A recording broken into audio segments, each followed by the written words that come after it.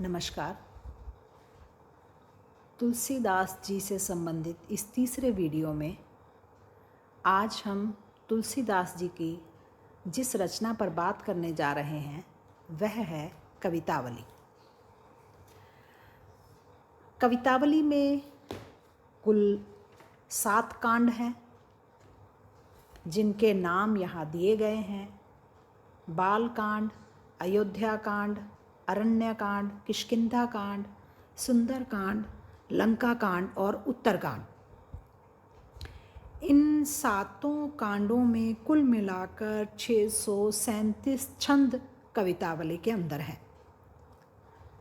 बाल कांड, अयोध्या कांड, अरण्य कांड, किष्किंधा, सुंदर और लंका कांड में कुछ चुनिंदा पद दिए गए हैं और उत्तर कांड जो है वो अलग से कुछ मुक्तक पदों का संकलन वहाँ पर तुलसीदास जी ने वहाँ पर लिखे हैं। अब हम बात कर लेते हैं कवितावली की विशेषताओं के बारे में। हमने पहले जाना रामचरितमानस के बारे में, उसके अयोध्या कांड के बारे में। उसके बाद हमने बात करी थी विनय पत्रिका के बारे में। कवितावली भी अपने आप में तुलसीदास जी द्वारा रचित श्रेष्ठ रचनाओं में से एक है। तुलसीदास जी का पूरा व्यक्तित्व क्योंकि राममय था तो उनकी हर रचना राममय है।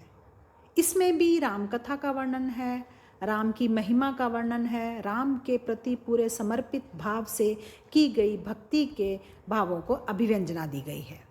एक बहुत ही सरस रचना कवितावली को हिंदी साहित्य की माना जाता है।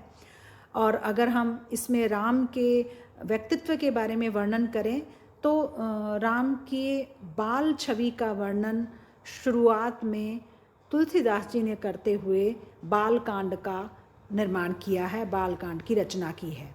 इसके अतिरिक्त रामचंद्र जी के जो युवा काल का जीवन है, युवा सौंदर्य है, उसका भी चित्रण हमें मिलता है इसमें।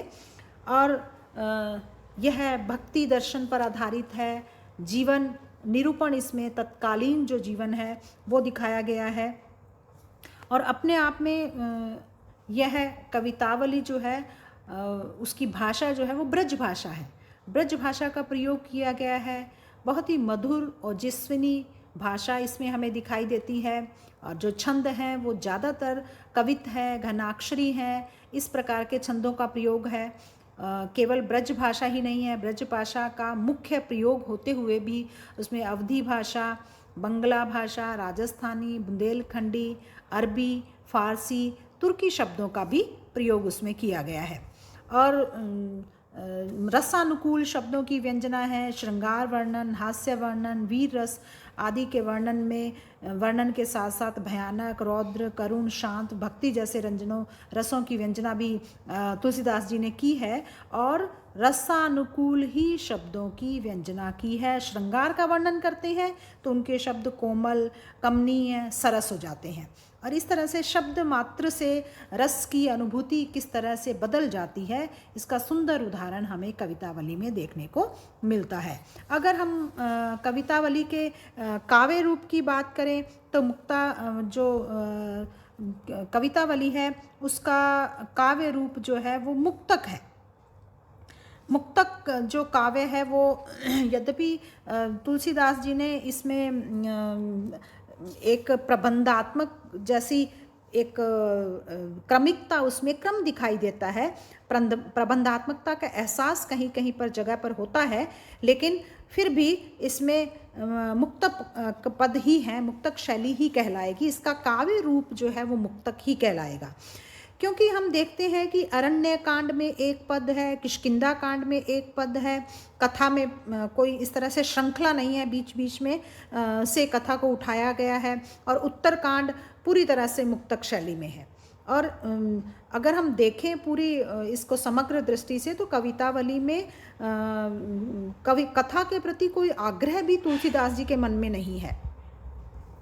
और जो है उन्होंने मुक्तक शैली के माध्यम से ही अपनी आत्म अभिव्यंजना की है। और यही कारण है कि उनके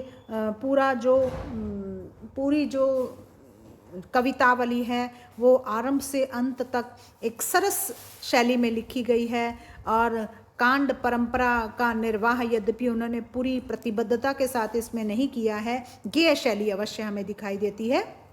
और कहीं जब हम सरसता की बात करते हैं तो हम देखते हैं कि जिस तरह से रामचरितमानस में या दूसरी अपनी राम कथाओं का वर्णन करते हुए तुलसीदास जी ने का मन जो है वो बड़ा रमा है। एक प्रसंग में वो है केवट प्रसंग, कवितावली में भी देखिए कितनी खूबसूरती से वे कहते हैं, रावरे दोष न पायन को, पग धूरी को भूरी प्रभाव महा है, पाहन ते बन बाहनु काठ को, कोमल है जल खाई रहा है, पावन पाए पखारी के नाव, चढ़ाइयों आयसु होत कहा है, तुलसी सुनी केवट के बर बैन हंसे पर बुझाने की ओर रहा है। इस तरह से तुलसीदास जी ने अपने जो चिर परिचित श्री राम कथा से जुड़े हुए प्रसंग हैं उनको भी एक नए तरीके से नई शैली में बनाकर उन्होंने प्रकट किया है। इसी तरह से जल को गए अलखन है लरिका, परिखो प्रिय छाहे घरी के ठाडे, ठाडे है पुरते निकसी रघुवीर बधु, धरि धीर दये मग में डग द्वय, झलकी भरी भाल कनी जल की, पट सूख गए मधुरा दरवय। वह बीच बीच में से पदों को उठाकर उन्होंने कवितावली की रचना की है, लेकिन फिर भी उससे कवितावली में जो उसकी सरसता है उस पर प्रभाव नहीं पड़ा है। वह उतनी ही सरस, उतनी ही मधुर कवितावली दिखाई देती है। इस तरह से कवितावली के माध्यम से भी आचार्य तुलसीदास जी ने बहुत सुंदर तरीके से राम के प्रति अपने मनोभावों को श्रद्धा के साथ में अभिव्यक्त किया है। आज के लिए इतना ही, धन्यवाद।